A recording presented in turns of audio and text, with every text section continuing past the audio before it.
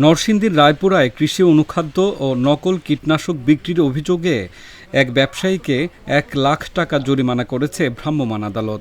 একই সঙ্গে প্রায় ২,০০,০০০ টাকা সমপরিমাণ অনুমোদনহীন মালামাল জব্দ করে তা বিনষ্ট করা হয়েছে।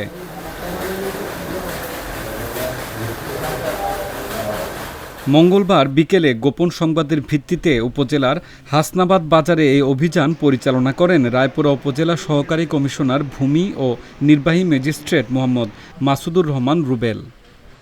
আমরা এখানে এসে দেখলাম যে এখানে যথাযথ কর্তৃপক্ষের নিবন্ধন ব্যতীত এখানে সার উৎপাদন করা হচ্ছে। আমরা সেই সার বেশ কিছু সার জব্দ করেছি এবং সার উৎপাদনের কিছু সরঞ্জাম আমরা জব্দ করেছি যেগুলো অনুমোদিত। এবং এই অপরাধে একজন ব্যক্তি মাসুদ রানা, তার পিতা খোরশেদ আলী, লক্ষ্মীপুরার বাসিন্দা, তাকে আমরা সার ব্যবস্থাপনা আইনে তাকে আমরা এই অপরাধের জন্য ১,০০,০০০ টাকা জরিমানা এবং অনাদায়ে ২ মাসে বিনাশ্রম কারাদণ্ড প্রদান করেছি।